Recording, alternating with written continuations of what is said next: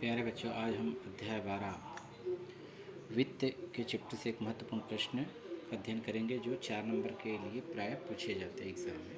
महत्वपूर्ण प्रश्न है। प्रश्न पढ़ें। सिद्ध कीजिए कि चक्रीय चतुर्भुज के सम्मुख कोणों का योगफल 180 होता है। सबसे पहले बात करें प्रश्न में क्या दिया गया। चक्रीय चतुर्भुज, तो सबसे पहले आप चक्रीय चतुर्भुज समझ लीजिएगा। यानी चक्र यानी घेरा होता है, यानी हम एक घेरा बनाएंगे और इसमें क्या बनाएंगे, चतुर्भुज, यानी 4 भुजाओं से घिरी हुई आकृति। देखिए, आप अपने हिसाब से कोई भी चतुर्भुज बना सकते हैं। मैंने ऐसा बनाया है ABCD, ये चतुर्भुज है और ये चक्र है, तो दोनों को मिलाकर क्या कहा जाएगा, चक्रीय चतुर्भुज। तो सबसे पहले यहाँ पर लिखेंगे दिया गया है, क्या दिया गया है कि ABCD चक्रीय चतुर्भुज है, चक्रीय चतुर्भुज है, ये दिया गया है। अब इसके बाद हम देखते हैं क्या सिद्ध करना है। क्या सिद्ध करना है प्रश्न में ही पता चलेगा। देखेंगे प्रश्न में क्या लिखा है कि सम्मुख कोणों का योग किसका, चक्रीय चतुर्भुज। अब चतुर्भुज में 4 कोण होते हैं ABCD, तो देखो कौन किसके सम्मुख है, A के सम्मुख है C, तो दोनों कोणों का योग कितना होगा 180। और B के सामने कौन है D, तो B और D के कोणों का योग 180 होगा जोड़ने पर। तो कोण A प्लस कोण C बराबर 180 होना चाहिए, या फिर होना चाहिए कोण B प्लस कोण D बराबर 180। दो तरीके हैं सिद्ध करने के। इसके सिद्ध करने के लिए हमें रचना करना पड़ेगा। तो रचना में हम देखते हैं केंद्र O है ना। प्रूव करने के लिए एक काम करते हैं, O को A से मिला देते हैं, ऐसे डॉट डॉट स्केल से आप मिला लीजिएगा, और O को मिला लेंगे आप C से, है ना। O को A से, O को C से, तो यहाँ लिख लेते हैं OA तथा OC को मिलाए, OC को मिलाए। चलिए अब चित्र को हम देखते हैं और, है ना, प्रूफ करने की कोशिश करते हैं। देखिए किस तरह से प्रूफ होगा। सारा खेल पूरे इस चित्र का है। अब देखिए यहाँ पर हमारे पास एक प्रमेय हम पढ़े हैं कि यदि वृत्त के केंद्र पर, है ना, बना कोण, यहाँ पर वृत्त का केंद्र है और A को A से C तक को हम एक चाप मान लें। कहाँ से कहाँ तक, A से C तक हम पढ़ चुके हैं। ये वृत्त की, है ना, परिधि पर ही काटा गया हिस्सा मान लेते हैं चाप है। तो चाप के बाद यहाँ से यहाँ तक का हिस्सा क्या कहलाएगा, शेष परिधि कहलाएगा। तो शेष परिधि पर बना कोण, शेष परिधि पर कौन सा कोण है, D, तो ये D कोण क्या होगा, 2 गुना होता है। ये प्रमेय हम पढ़ चुके हैं। तो क्या लिखेंगे, चाप AC द्वारा, है ना, केंद्र पर बना कोण, ये वाला कोण, है ना, और शेष परिधि पर बने कोण, यानी इस कोण का 2 गुना होता है। ये हम प्रमेय पढ़ चुके हैं। तो यहाँ पर हम लिखेंगे कि हम जानते हैं कि, है ना, कि चाप AC द्वारा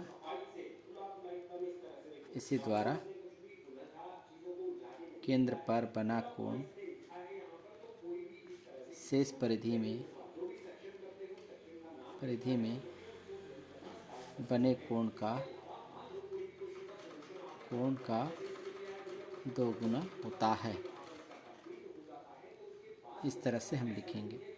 तो कौन सा चाप है, ये वाला, और कहाँ पर बना है, केंद्र पर। तो केंद्र पर यहाँ पर बनेगा कोण, तो यहाँ पर इसको और इसको मिलाया गया है, यानी यहाँ पर कोण बनेगा, मतलब AOC पर बनेगा, है ना। तो यहाँ पर लिख सकते हैं कि AOC पर कोण बनेगा वो 2 गुना होगा। किसके 2 गुना होगा, शेष परिधि पर। ये चाप है तो शेष परिधि पर क्या है, कोण D, तो D पर क्या होगा, 2 गुना होगा। तो D को आप सेंटर में लिखना चाहेंगे, क्योंकि कोण है तो बीच में लिखेंगे, तो D को तो ADC लिखे जा सकते हैं। तो ADC, ये आ गया समीकरण पहला। इसी प्रकार से हम देखेंगे, इसी प्रकार अब यदि हम यहाँ से A से C को चाप माने थे, अब हम उल्टा कर लें, C से A को चाप मान लें, है ना। C से A तक की दूरी को हम क्या मान लें, चाप मान लें। तो शेष परिधि क्या बचेगा, ये वाला खाली बचेगा जो शेष परिधि का हिस्सा होगा। तो शेष परिधि पर कहाँ पर कौन सा कोण है, B, तो इस पर बना कोण क्या होगा, 2 गुना होगा, यानी चाप को क्या होगा, CA। यहाँ पर लिखेंगे चाप, है ना, चाप CA द्वारा केंद्र में बना कोण, बस इतना ही लिखेंगे क्योंकि सेम टू सेम प्रोसेस है। तो यहाँ पर क्या हो जाएगा कि चाप CA, तो CA पर बना कोण कौन सा है, यहाँ पर O पर ही बना है कोण है। C से यदि हम A तक जाते हैं तो केंद्र पर बना कोण तो O पर बनेगा। तो यहाँ से यहाँ तक का कोण बनेगा यानी ओ पर, तो सी ओ ए, इस तरह से लिखेंगे सी ओ ए पर। ये 2 गुना होगा, किसके होगा 2 गुना? शेष परिधि ये है और शेष परिधि पर कौन सा कोण है? बी, तो बी कोण को सेंटर में लिखेंगे तो ए बी सी लिखे जा सकते हैं। समीकरण पहला और दूसरा दोनों को हम ऐड करेंगे, क्योंकि हम ए से सी गए पहले चाप और दूसरा चाप सी से ए, एक राउंड पूरा हो जाएगा। तो इस प्रकार से समीकरण हम लिखेंगे, पहला में दूसरे को जोड़ेंगे, तो बाएं पक्ष को बाएं से जोड़ेंगे, दाएं को दाएं से, तो कोण ए ओ सी प्लस कोण सी ओ ए बराबर, इसका दायां पक्ष दाएं से जुड़ेगा, 2 गुना कोण ए डी सी प्लस 2 गुना कोण ए बी सी। यहाँ पर आप देखेंगे ए बी सी, ए ओ सी यानी ए से सी तक का बना कोण और सी से ए तक का कोण, तो एक पूरा चक्र पूरा होता है, यानी कि ये पूरा एक चक्र यानी वृत्त बनेगा, और वृत्त पर बना हुआ कोण कितना होता है? 360, तो दोनों मिलाकर कितना हो जाएगा? 360 बराबर। यहाँ पर आप देखेंगे 2 और 2 क्या है? उभयनिष्ठ है, तो उभयनिष्ठ निकाल देंगे तो क्या बचेगा? 2 बाहर निकाल दिए तो कोण बचेगा ए डी सी प्लस दूसरा कोण बचेगा ए बी सी। 2 का पक्षांतर कर दें तो 360/2 हो जाएगा, है ना, बराबर क्या बचेगा फिर? ए डी सी प्लस कोण ए बी सी। इसे हम कैंसिल करेंगे तो 2 एकम 2, 2 अट्ठे 16, 2 शून्य यानी 180 आ गया, बराबर ये बीच में है कोण डी, यानी कोण डी लिख सकते हैं, और इसमें बी पर है सेंटर पर, तो इसको कोण बी। तो हमें एक पक्ष हमारा प्रूव हो गया, देख पा रहे हैं। क्या सिद्ध करना है? ये वाला कोण बी प्लस कोण डी बराबर 180, तो इसे भी सिद्ध किया जा सकता है। ये आ गया समीकरण, मान लेते हैं तीसरा।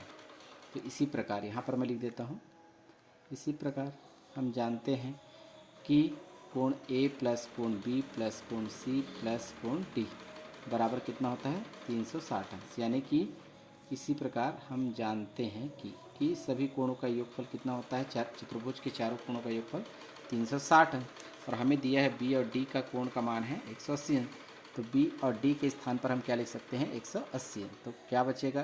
कोण ए प्लस कोण सी, और इन दोनों का योग है 180 अंश के बराबर, बराबर 360। तो इस प्रकार से आगे प्रोसेस करेंगे, कोण ए प्लस कोण सी बराबर 180 अंश का पक्षांतर कर देंगे तो 360 ऋण के रूप में चला जाएगा माइनस में, तो कोण ए प्लस कोण सी बराबर दोनों का अंतर आएगा 180 अंश। तो इस तरह से हमें ये दूसरा पार्ट भी हमको प्राप्त हो गया। तो दोनों सिद्ध करना था, तो ये दूसरा पक्ष, ये चौथा, इतिम सिद्धम। इस तरह से सवाल को आसानी से हम बना सकते हैं। ध्यान देंगे, महत्वपूर्ण क्वेश्चन है।